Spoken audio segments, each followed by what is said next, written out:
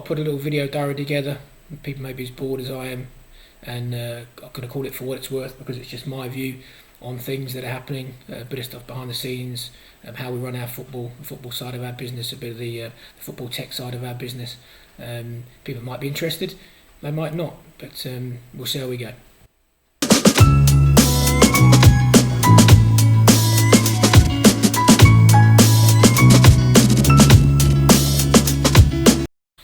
So for what it's worth, on the current situation in the National League, we were sent an email yesterday, a copy of a letter that our club secretary received, asking us whether or not there should be playoffs. So whether there should be played playoffs. A little unfair, I think, to be asking that question without anybody understanding how the positions in the playoffs are going to be determined. As yet, we don't know if it's a points per game, whether they're going to freeze the league, what's happening. So I'm not 100% sure of the rationale behind why they would want this decision and not a full-blown vote on how things get determined. That can always come later, whether the playoffs are there or not.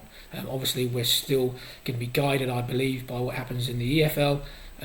So, for what it's worth, I don't think it's a great solution. I don't think we're moving fast enough to the league. I think the league should be a bit more decisive.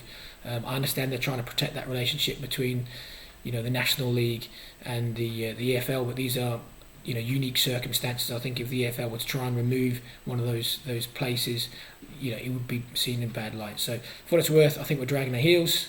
We should probably be doing more. From our perspective, so each club gets a vote. We will be having, I'm just waiting for the chairman to let us know, but we'll have a virtual board meeting some stage this week, and every member of our board will vote, and obviously the outcome of that vote will be then what Kettering Town as a club vote to the league. So wait to see what happens with that.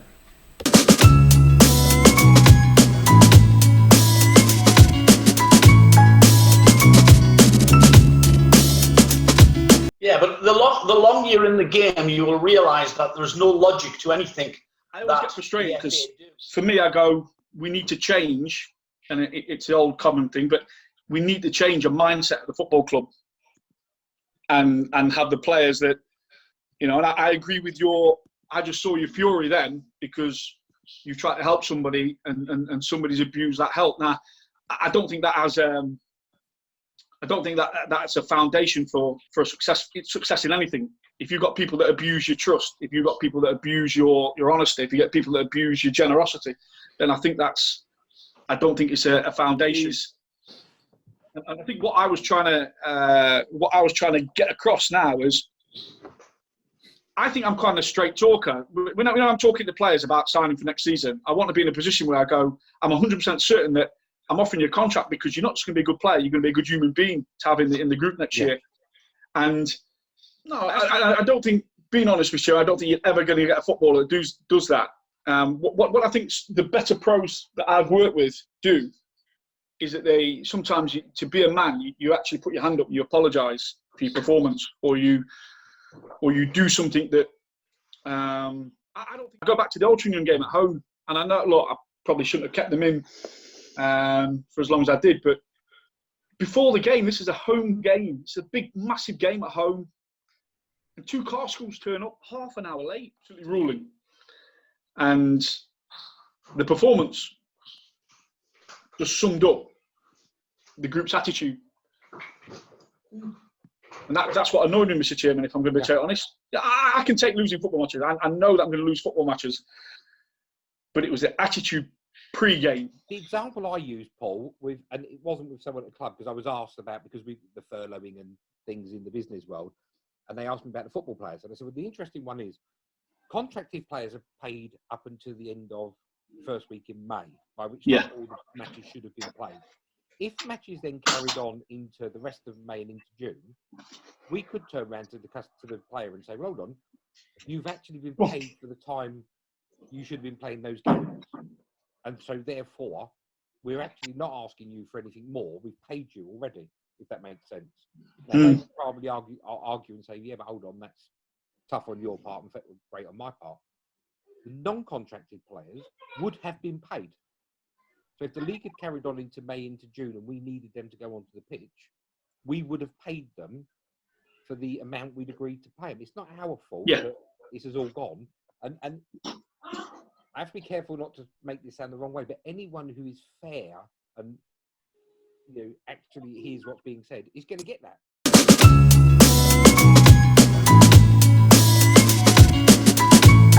now is the time for us to demonstrate our leadership, and what we've always said is the club needs to wipe its own arse.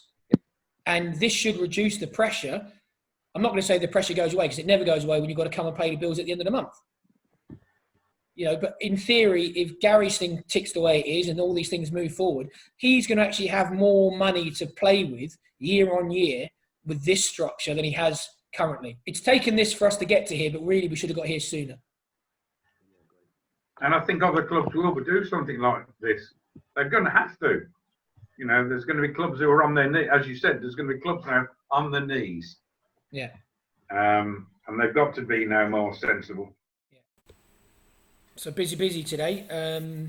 On the back of the management meeting, the first team management meeting, there was a discussion there about contracts and what we can do with our contracts. That's got to go through the football committee. So we had a football committee meeting. You'd have seen a snapshot of that. There's 4 of us, I think I said before, there's 4 of us on the football committee meeting. So now we've put some wording together that we, obviously like all clubs, this COVID-19 outbreak has demonstrated how difficult it is when there's no revenue coming in, how the club can actually survive. If you're a contracted player, rightly so, you're due what you're due. And there's no provision currently within our contracts to protect the club against this type of event. So we are hopeful that we can send some wording off to the FA. If that gets FA approval, we will put that within inside our standard contracts, which means that players still going to get paid. That it's not their fault that there's no revenue. The same as it's not our fault that there's no revenue, but there is a mechanism in place to protect the club. That's got to be ratified by the FA. Obviously, we can't do anything that would go into a contract that would contravene their rules. So hopefully that will go off tonight, and within a reasonable period of time, hopefully that will come back, and then we can then go to the manager and say, does this work for you? So that's where we are with that one.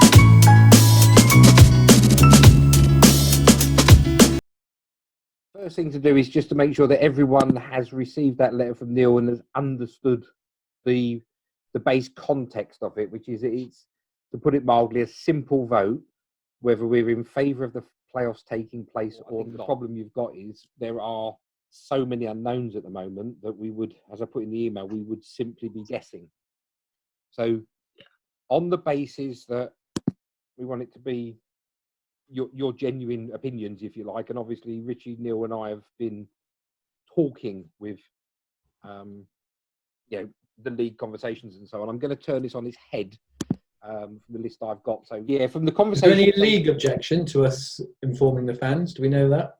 What they've said, Sev, is that they don't want anyone to go public in a manner that would put pressure on other teams, on other clubs. So if we waited until after Friday to inform people, that would be fine, basically. Neil's just texted me and he's put Zoom's frozen on me. The general consensus, and again, chip in because we will put some notes around it, is that without knowing the construction, finishing the season, we can't, the selection of players, teams that would go into the playoffs is an unknown. Yeah. Great. Yeah. Mm-hmm. For me, it's timing as well, in that at the moment, if we went ahead with this, but we don't know when, you would imagine that from the last ball being kicked of the playoffs to the new season starting, you've got to be talking a month. Because you've got to sort out player contracts and and depending on who goes up, you might get some players, as we had, who don't want the increased travel. You could get some players who suddenly, they like the level they're at, and likewise, nothing in that letter about relegation and so on. But so for me, the timing. Any other things that people? Definitely final one for today. We just had a board meeting. I think I said at the intro of this podcast, whatever you want to call it, we had been given a requirement, or the league had asked us what they think we should do from a playoffs perspective. So, as I think I said earlier, the chairman was very quick in arranging a Zoom meeting, so that happened, well, literally five minutes ago, and the club have now voted on what they think should happen. Obviously, can't put that out into the public as yet. The league have asked us not to say anything until they put their view out. The view of our board is we're going to be transparent. We are going to tell our fans, from a Kettering Town fans perspective, what we voted for and some rationale behind that. All I can say is that it was a unanimous decision from everybody in the board, and that will come out probably if we do these podcasts, if people think they're worthwhile. I'll probably talk about that more on the next one.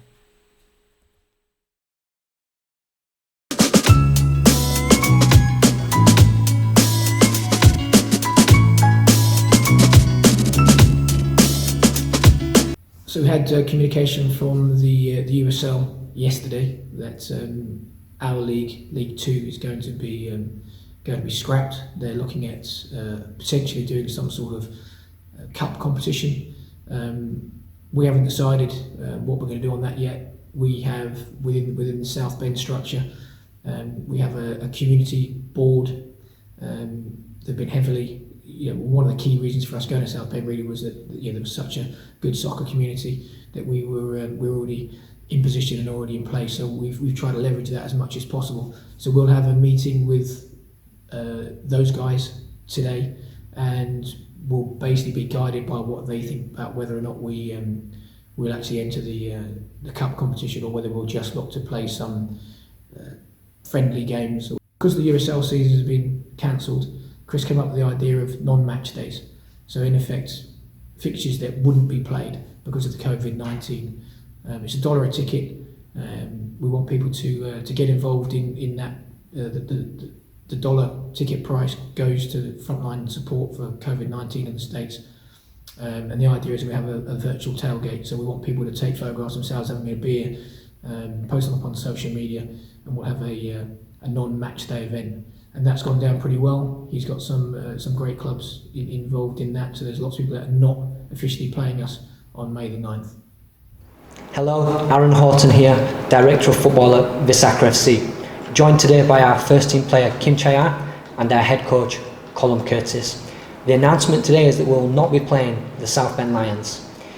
To continue to raise awareness for the COVID-19 virus and in support of the South Bend Lions, I'd like to get our thoughts on the game, firstly from our head coach. Firstly, I'm, from a personal point of view, very, very excited to not be playing the South Bend Lions.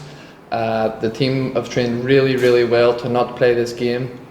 The South Bend Lions are a very, very good team from what I have saw, that this week will not cause us any problems because we will not play the game. But we will be ready not to play. So stay tuned, so bye. Danny Moai, South Bend Lions. សម្រាប់ខ្ញុំជាកីឡាករវិសាខាខ្ញុំក៏ចង់សុំទោសទៅកាន់ក្រុម South Bend Lions ដែលអត់បានចូលរួមប្រកួតជាមួយដោយសារបញ្ហាជំងឺ COVID-19 អញ្ចឹងយើងត្រូវការពេលរៀងខ្លួន Please stay safe, American. Okay, thank you guys. Just back to everybody at South Bend Lions. We want to wish you all the very best when your season does start, and everybody here at Visakra is right behind you guys. To my good friends Tiago Pinto and to Chris and Richie, we wish you all the best. Thank you. Good luck.